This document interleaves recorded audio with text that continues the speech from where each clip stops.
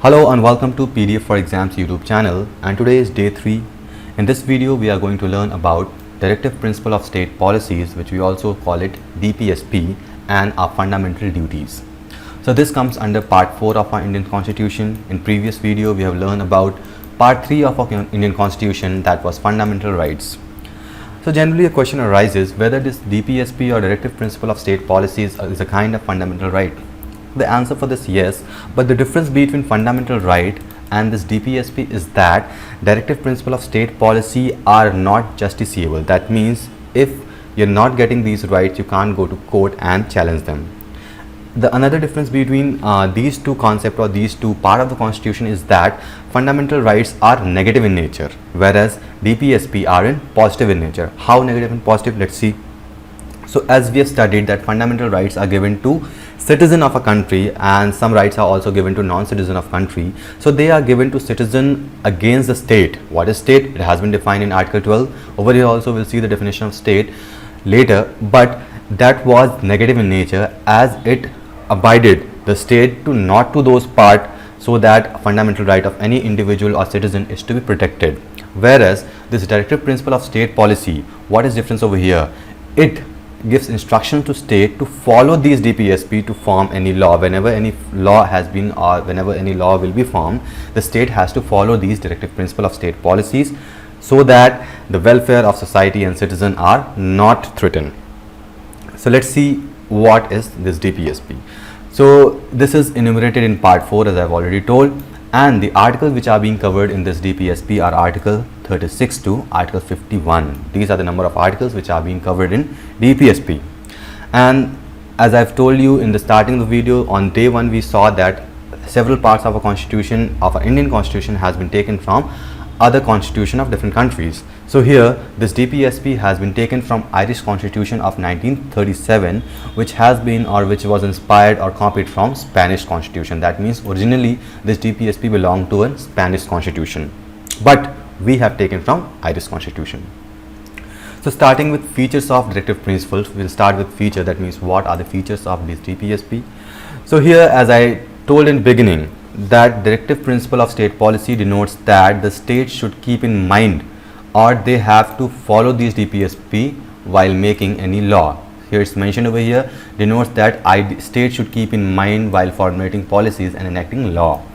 The next feature is that the directive principle resembles the instrument of instruction enumerated in Government of India Act of 1935. Now what is this Government of India Act of 1935? In the first video itself I have told that there were several acts which were brought before the constitution was formed by British government in India from their law or from their parliament. So in this constitution, in our Indian Constitution, many segments have been taken from this Indian Act of 1935. Indian Act of 1935 or Government of India Act 1935 gives us the federal form of government, and it was asked to enforce over here in our country. The next feature of directive principle is that they embody the concept of welfare state and not that of police state. That means our state should make a welfare statement. They should not rule our country or citizen of a country by police. What is a police state? A state or a country or a place in which citizens are ruled by the force of police, that is called in police state. Whereas a welfare state means if we are democratic in culture, in nature, so that would be called welfare state.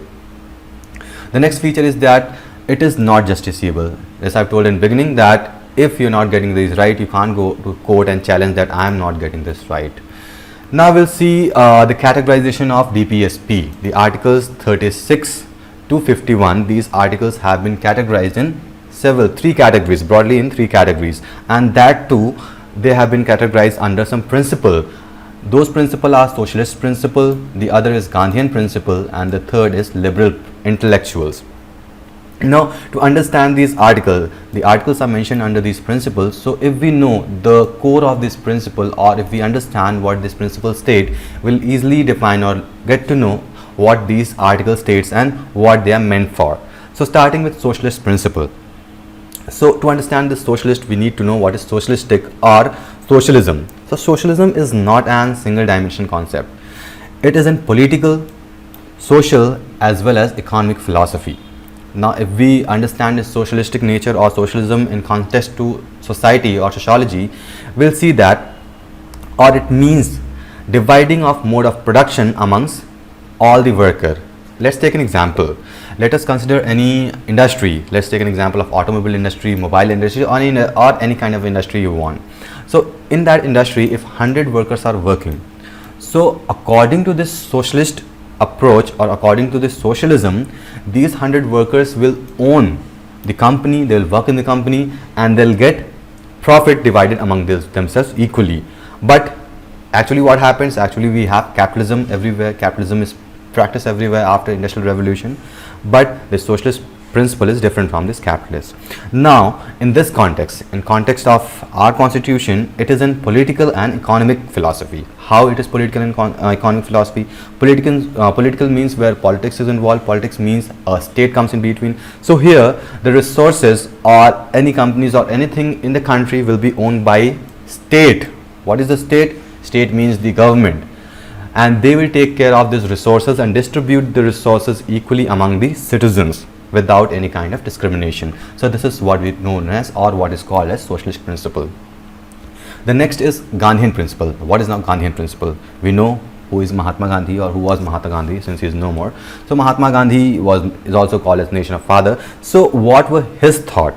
His thoughts comes under Gandhian principle. So there is no such Gandhian principle according to Gandhi. He didn't wanted any principle to be left behind him, but still we whatever thoughts he had, we follow his thought as Gandhism. So according to Gandhi, his model was not centralized by mass production. He didn't believe in mass production. During a period of our independence, industrial revolution has already begun in Europe, and in Europe industrialization have been practiced. Many industries were developed and production were done in mass. That means lots of production was done in industries, and they was thrown in the market to earn lots and lots of profit.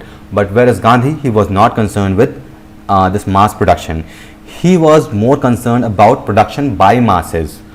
Production of mass and by masses difference mean of mass means number of goods that are produced to be more, and but production by masses means the number of people who are working should be more than the produced good.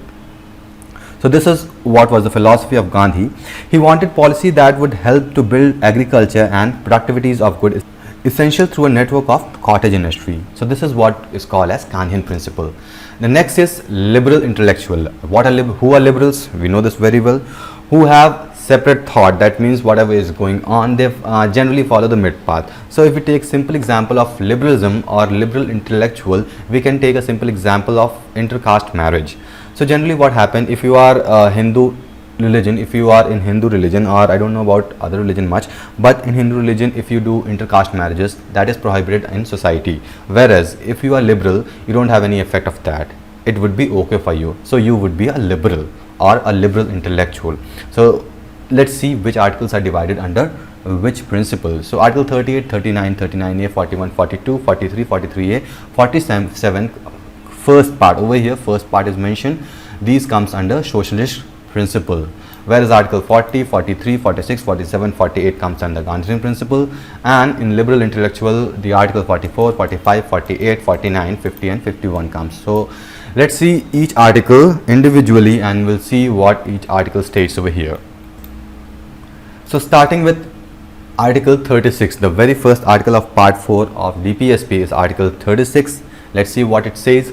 It defines the term state in the same way as it was in article 12. Here it is 12, not 2, which includes the government of India and Union Parliament, the government of the state and state legislature. All local authorities and other authorities in India are under the control of government of India. This means this article 36 is very much similar to article 12 of a fundamental right. If you remember article 12 of a fundamental right, it gave the definition of state.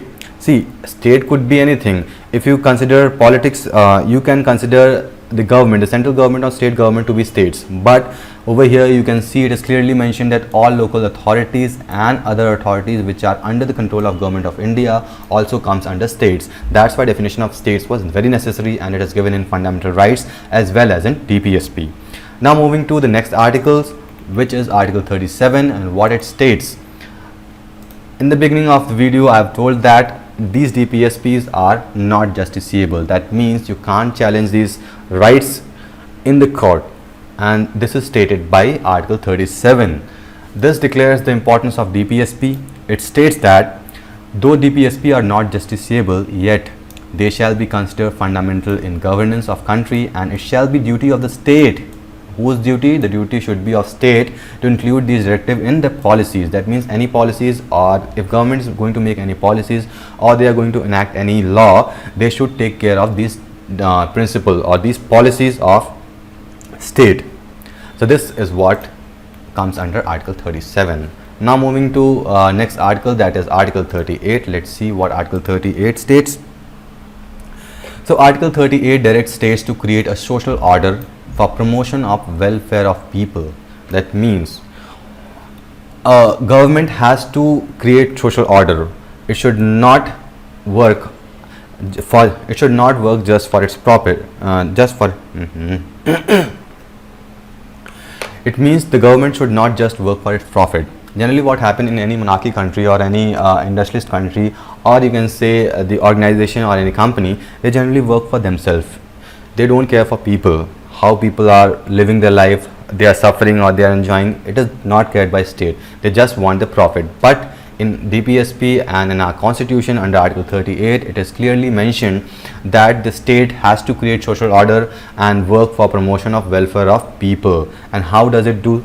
It does by giving us number of facilities. We'll see these facilities later in this video. And under 44th Amendment Clause 2 has been added in Article 38. There are two clauses in 38 which direct the state to minimize inequalities in income, to eliminate inequality in status and facilitate opportunities. This also we have studied in fundamental rights, that there should be no inequality or there should be no discrimination on base of several parameters. They were caste, sex, religion. So those are mentioned over here also. So this is what comes under Article 38. Now next article is Article 39. It is very big article, and what it says, it is, first of all, it is socialism in nature. The Article 39 come under socialism, and socialism means we know very well that all the resources has to be divided among the public equally. So let's see what Article 39 says. This is a very important article containing a number of directives that go a long way to establish welfare in state. See, this point is very important. State has to organize order or social welfare in country. And what does it directs?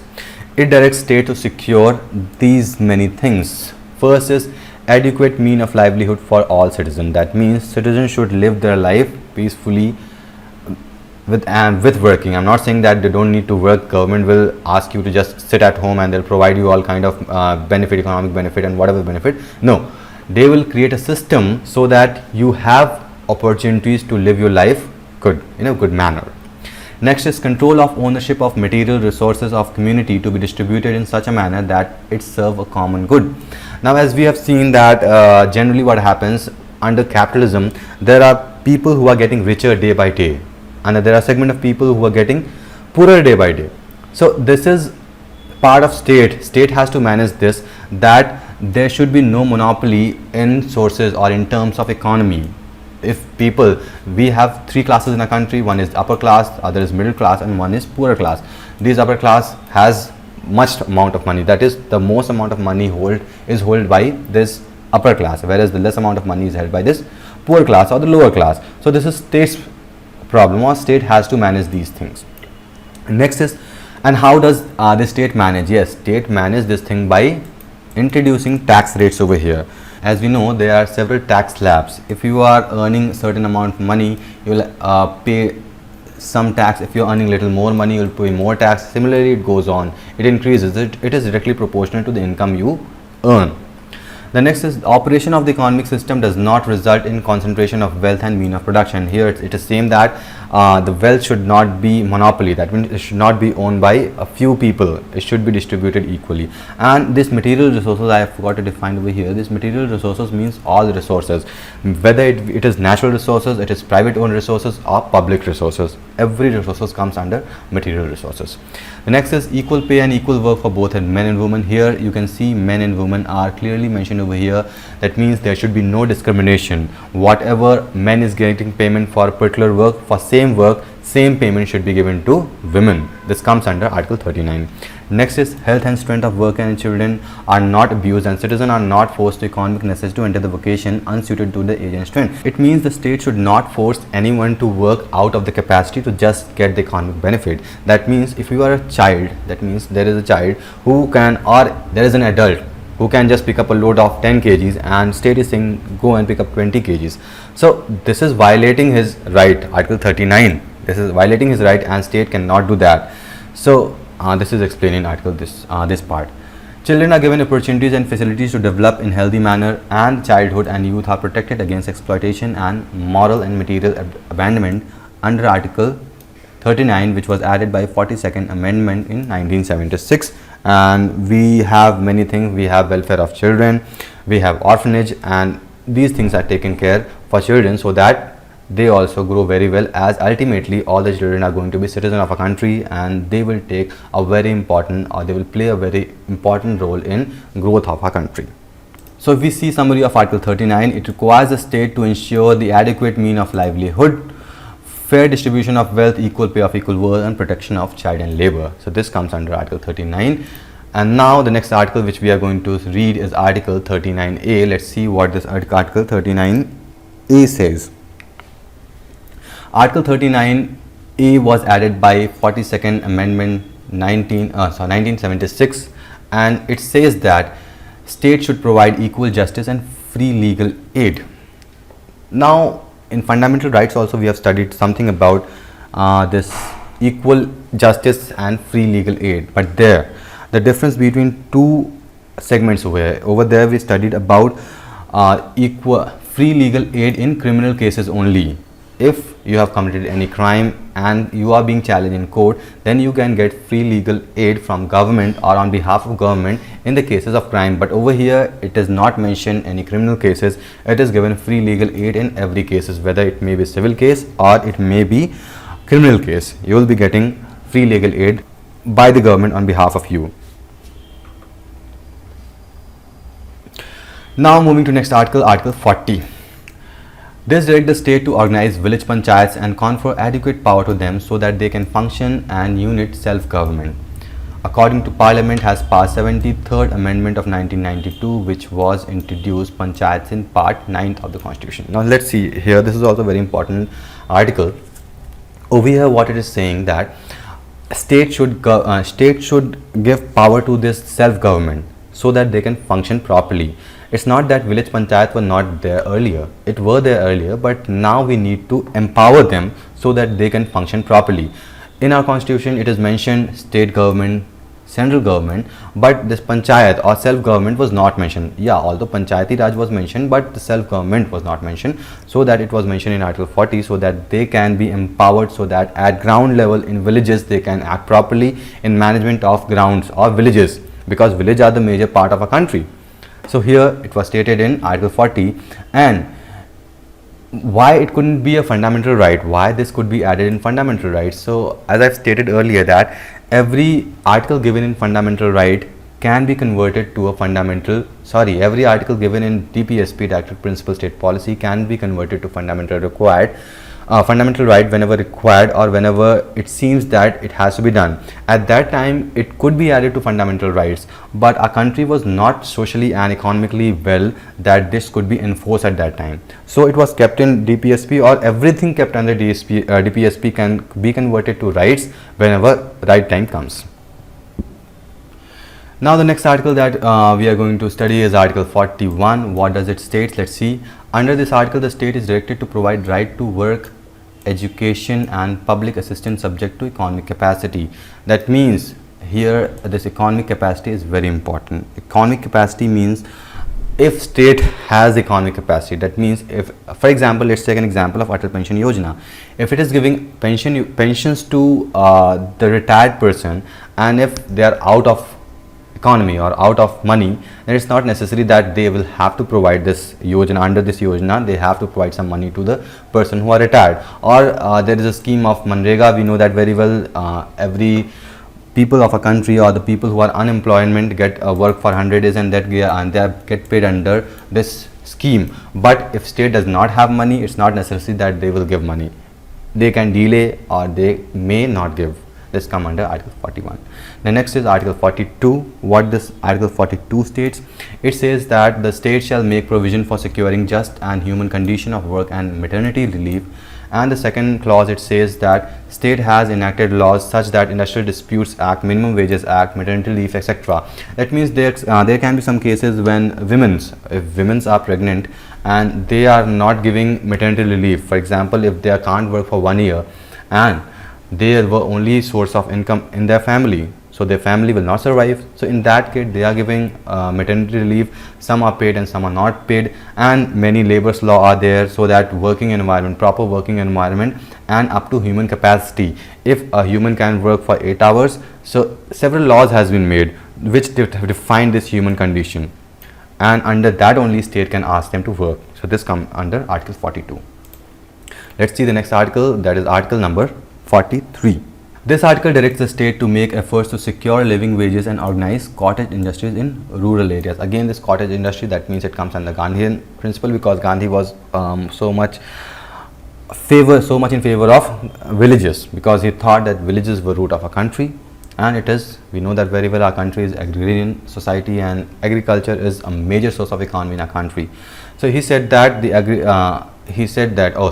article said that state to make efforts to secure living wages, that means wages of particular amount should be given so that they can live life. For example, if inflation is going on in a country and if people is getting let's take an example over here, we'll understand this by a case.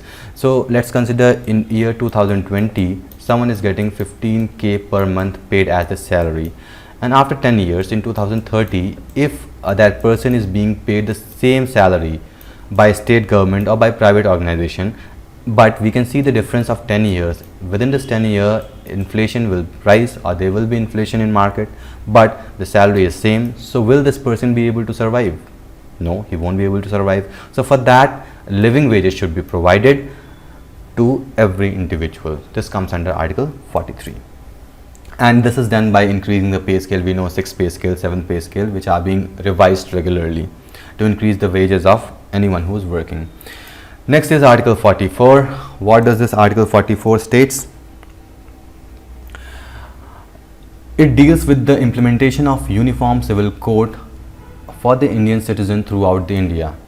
Now this is also very important topic, that it defines the uniform or implementation of Uniform Civil Code. Now what is this Uniform Civil Code? Uniform, by uniform you understand, it means same for everyone, common for everyone. It cannot be special, it cannot give any special provision to anyone.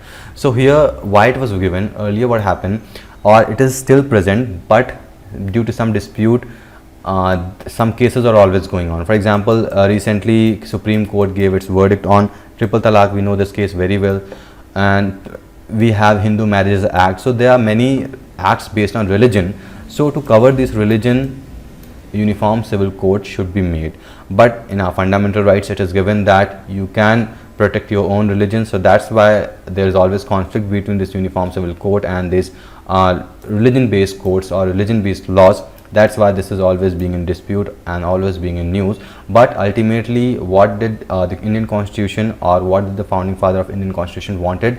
So that they wanted to develop a Uniform Civil Code, and that's why they mentioned this in under Article 44.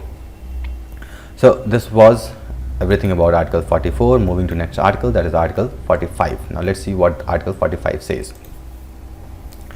So Article 45 says, and a very important fact over here, this Article 44, its clause was converted to a fundamental rights. We'll see in this article. So what it states that provision for free and compulsory education for children till the age of 14 years. But in Article 21A, what we saw, that fundamental right education, or fundamental right of all children to get education of age between 6 to 14 have fundamental rights to get proper education. So this article was converted to fundamental right, that is 21A. Now 45A, what is specialty in this Article 45A? So in this 45A, it directs the state to make provision for early childhood care. That means within 10 years, this service has to begin. Every child should get education as early as possible, who are falling at the age of 6 years. So this comes under Article 45. Next, coming to Article 46, what this Article 46 states. So it seeks to protect the educational and economic interest of SC, STs and other weaker sections. A number of educational facilities have been extended to SC, STs in pursuance of this article. Now, what is special about this article? Actually, this article had conflict with Article 15. If you remember Article 15 of our fundamental rights, it states that there should be no discrimination on basis of caste, religion, color, or there were few parameters on the basis of which there should be no discrimination. But over here, what is Article 46 saying? It is saying that it should protect the education and economic interest of SC, ST and other weaker sections. So there was a conflict between this Article 46 and Article 15. Because of that, there was a very first amendment of our constitution in 1951, because there was a case challenge in court by Champakan Durai, and it led to first amendment of constitution, which made a subclause of Article 15A, and in which it was there that state has responsibility or they have permission to grant reservation system in education system. So this comes under Article 46. Now moving to Article 47, what this Article 47 say? It simply says the state has been directed by this article to raise the level of nutrition and standard of living and to improve public health. This also includes prohibition of liquor and intoxication of drugs. See here, there are two parts in this article. One is every citizen or everyone should get, or we should increase the level of nutrition and standard of living. Now, how this level of nutrition has been increased? So if you know midday meal is a scheme where student who wherever the children going to primary school of a government health school, they get their lunch in the school itself, which contain certain amount of nutrition. With the help of this, nutrition level in children are being increased. There are many other schemes like as Ayushman Yojana, medical insurance. So with the help of these things, nutrition level and standard of living being of citizens are being improved. The next part is that it includes the prohibition of liquor and intoxicating drugs except medicinal. The exception is not given, because if it prohibits all kind of drugs and liquors, then we will not be able to propagate any kind of medicines also in our country. So if you know, there are many states, not many, few states are there which have prohibited use of liquor and intoxicating drugs. For example, Bihar government, Gujarat government, you can't purchase liquor over there. Illegally it may be present, but by legal rules there should be, or liquors are banned in those states. Next article is Article 48. What does this Article 48 states? So according to this article, organization of agriculture and animal husbandry, the state under this article has to organize animal husbandry and agriculture on modern and scientific lines. Now if you know about Green Revolution, White Revolution, then this article would be very clear. That means our agriculture and animal husbandry should use few scientific method with which the production can be increased. This also includes prohibition of killing of cow. Now killing of cow has always been in dispute, and recently there were cases on this. So if you remember the case, Supreme Court has given its verdict that killing of cow has been banned, not because it is an religious element, but because it is economic in nature. It benefits us economically. How it benefits us economically? Because cow urine is used in medicines, whereas cow dung can be used as fertilizer. That's why cow is an economical animal. That's why there is prohibition of killing cows, not because it is an religious element. This was in Article 48. Next is Article 48A. What does it say?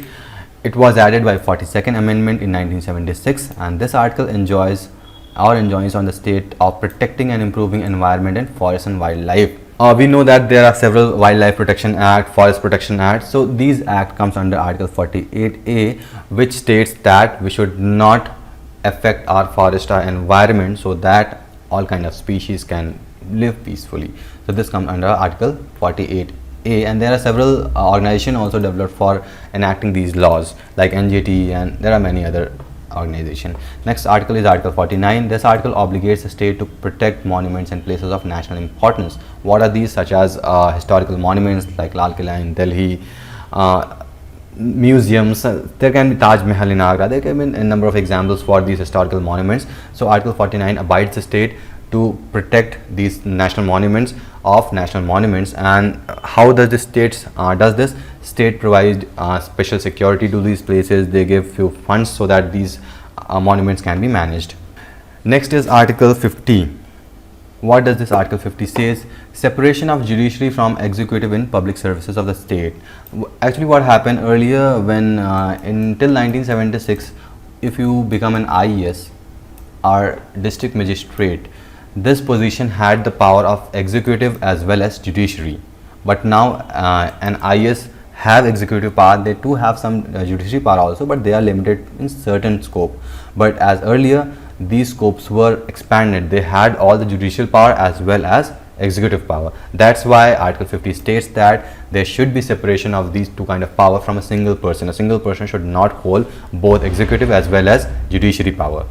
Last article of DPSP is Article 51, and this states to promote international peace and security and maintain just and honorable relation between nations, to foster respect for international law and treaty obligation. That means all kind of international peace or whatever comes under international relations should be maintained under Article 51, because there are several treaties which are signed among many countries, and if our countries or any country does not follow those treaties, the country are mostly abandoned by our at international level. That's why this Article 51 has been mentioned over here, to protect all kind of relation in a good manner. So this was all about DPSP. Now moving to our next part, that is fundamental duties. So what are fundamental duties and when they have been enforced? At the beginning of formation of our constitution, fundamental duties has not been part of Indian constitution. It has been later added by 42nd Amendment 1976, and there is a story behind this addition of this part to our constitution, which was added in single article 51A as fundamental duties. So actually what happened, we know very well, in 1975 there was national emergency which was enacted by Prime Minister at that time. So after national emergency was over, a committee was asked to give its suggestions. So Sardar Swaran Singh committee was there, whose suggestions were accepted by our Prime Minister at that time, and a new segment of article was added in our constitution which was called as fundamental duties. So there were 10 articles at the beginning in 42nd Amendment. At the beginning, 42nd Amendment Act of 1976, there were only 10 fundamental duties. Later, in 86th Amendment of 2002, one more duty was added in our constitution. So what are the features of this fundamental duty? So these are not enforceable. For example, if you are not following any fundamental duties, so no one has right to put you in jail for this. You can't be punished if you're not following fundamental duties. But there is a point: if state wants, they can pass a law by procedure, and they can force you to follow or abide your fundamental duties. So in all, there are 11 fundamental duties, as I stated earlier. Let's see them one by one. But the core of this fundamental duty is that you should not harm our national integrity. You should never be against our country. So these are the things which are given in our fundamental duties. Let's see them one by one. What are they and what does it state? There are fundamental duties which are given in Article 51A under clause A to J, and later clause K was added. So let's see first clause 51A. So it states that to abide constitution and respect its ideal and institution, the national flag and national anthem. That means every citizen of a country should respect national flag and national anthem. Although there are always case for this, although there has been several cases behind respecting national anthem, and even recently Supreme Court has given judgment in movie theater, if before beginning of this movie national anthem is being played, and all citizens should respect, but there is no punishable offense for this. If you don't stand, if you don't respect, so there is no punishable offense. But yes, there is an article given that you should respect national anthem in anywhere, when you should respect national anthem wherever it is played. Next is to cherish and follow noble ideas which inspire our national struggle and national freedom. Next is to uphold, protect sovereignty, unity and integrity of India. This is being given in our preamble, the very introduction and very core of our constitution. So we should protect our sovereignty of our country, unity and integrity of country. Next is to defend country and render national services whenever called upon to do so. That means whenever state needs us and calls to serve the state, we can't deny, we have to, or we should do. Actually, we have to would be wrong over here, because it's not forcible. We should be available to do that service. Next is to promote harmony and spirit of common brotherhood among all people. India transcending religion, linguistic and religion sectional diversity, to renounce practice derogatory and dignity of women. This says that we should not fight among ourselves on the basis of these. For example, we always have conflict on the basis of religion, Hindu and Muslim, so it should not be done at that time, and women dignity should also be maintained. Next is to value and preserve rich heritage of our composite culture. Whatever culture you belong to, you should preserve them, because our culture is our identity. Next is to value, protect and improve natural environment like forest, lake, rivers and wildlife, and compassion for living creatures. So this is our duty, that we should not throw out any garbages anywhere, so that our environment can be protected and every species can live in harmony, including humans. Next is to develop scientific temper, humanism in spirit of inquiry and reform. That means we should have scientific temper, we should do some kind of innovation, so that and without harming humanism, of course.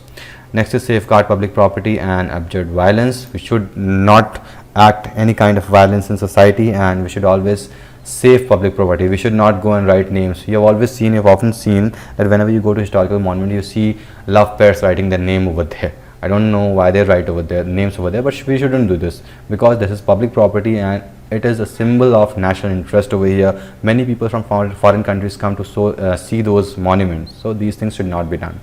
Next is to strive towards excellence in all spheres of individual and collective activity, so that national constantly rises higher level and endeavor achievement. Again, same it is here. We should work individually as well as collectively, so that our country is ultimately grown. And the last article, which was added by later amendment in 2002, 86th amendment actually in 2002, it means that every parent or guardian to provide opportunities of education to his child, as case may be what between age 6 and 14. So this has been a fundamental right. We have already seen that under article 21 it has been a fundamental right for every children to get education, but here government has also stated in fundamental duties that every parent should give opportunities to children, so that they can get at least the basic education. Next is fundamental duties are non-enforceable and non-justiciable. This I have told in beginning, that these fundamental duties can't be challenged in court. They are not enforceable and not justiciable, but as I told you, court can certainly recognize of law seeking to give effect of fundamental duties. Few fundamental duties can be enforced if court or government wants. And there are several legal provision which can implement, there are several legal provision which can enact or frame laws, so that we follow our fundamental duties. Not all, but few of them. These are the Varna Committee 1999 identified the existence of following duties. There are several legal provision. What are they? Let's see. Prevention of insult of national honor 1971. So these are actually these are actually acts, so we have to see them individually, that then only we can understand. Over here we just need to see that there are some acts which can act as legal provision for us to serve or follow our fundamental duties. Next is the Protection of Civil Rights Act. Other is the Representation of People Act 1951, Wildlife Protection Act 1972, Forest Conservation Act. So as we have already seen that these comes under DPSP, these comes under our fundamental duties. So these are legal provision which enacts us, actually it is present and enacts us to follow our fundamental duties in these areas.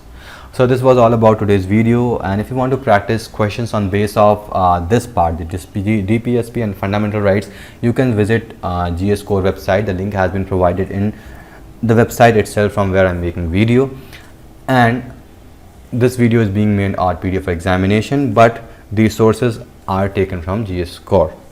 So that's all for today's video. Let's meet you in next video, day 4. Thank you for watching. Goodbye.